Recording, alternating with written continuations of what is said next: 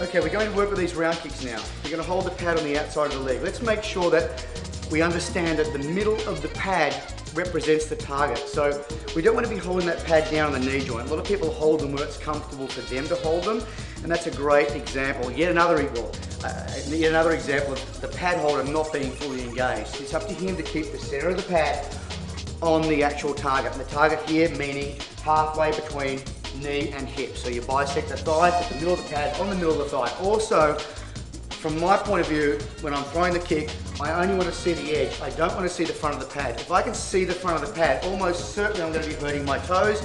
Then I'll start modifying the kick in such a way so it won't hurt my toes, which will mess up the mechanics of the kick. So it's important to keep that pad tucked away, because in reality it wouldn't matter. In reality, if I kick this leg, it almost wouldn't matter where my foot was, because my foot's going to be in the air and my shin's going to be connected to his leg. So, but when you put a pad there, it messes things up a little bit. So make sure that the back of that pad is just tilted right away there. We're throwing the kick down so that there's less chance of him grabbing the leg. The higher I throw those kicks in MMA, up around the ribs or higher, a good chance I might get my leg grabbed and taken down. So I keep them pretty low. Hands stay up here. Okay, we can make a short step here. If we need to, open up the hips. So my hip needs to open. If my hips are closed, we have a very weak round kick. So my hips open up. The more open my hips are, the more they want it closed. Open up my hip slightly, and round kick and back, hitting with the shin. Open up my hip, round kick and back. We can have our hands up in the shell mode. We can have the hands lifting out toward our opponent as long as we don't have them down. So the two most common models is hands stay where they are, ready more for grappling, or hands out, ready more for coming down and following up with stand-up strikes. So we don't really mind which one, either hands up or here, but never dropping them down. So that's the first thing, a round kick off that rear leg. Then we're going to go round kick off the lead leg. Same thing, I'm stepping up here, slightly out of line, so I'm getting some follow through on the kick, and I'm putting that kick fairly low. A great kick for MMA, kicking to the inside of the thigh on MMA, tends to spread the opponent's legs out, setting me up for shots. Also, kicking on the inside of the leg stops forward motion. Kicking on the outside of the leg doesn't necessarily stop forward motion. He can still move in and clinch me.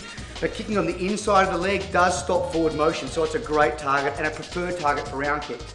Okay, just watch the power. Obviously, the lower we connect, the more leverage we have, and his leg can be moved out pretty easily, which is what we really want. But watch it in practice. So from here, short step up here, kicking with the shin on the inside of the thigh. Again, getting that leg back down, ready for our follow-up.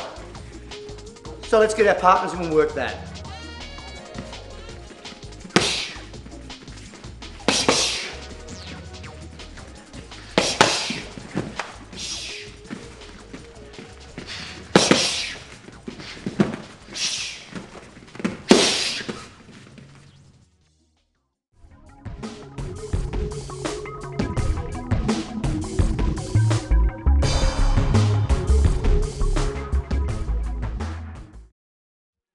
All right, let's start. So we've got our partners this side, we've got the pads. My side, we're shaping up. Pad holders, make sure those pads are clearly neutral each time. Don't let them start to drift out to this position. Keep them on your chest like that, so it's really clear that I'm not doing anything. Okay, so we're going to move around. For example, 1, the left pad comes up, we shoot the jab. Good job. 2, both pads come up, we shoot jab cross. Excellent. 3, we hit the deck on all 4s. That's our signal to sprawl and come back up. Ready to go again. Good. Or 4, hit the deck again. We sprawl, but this time pads come off to the side and there's our round kick. Optional whether you come up on the knee. You can just stay sitting down if you like. So let's now pads to neutral and we'll just see how that works together. Let's all work around. We're going to just for a few moments. We're going to be doing it in a random order. So away we go. Pads up, hitting the deck, pad up, hits the deck, pads the kick,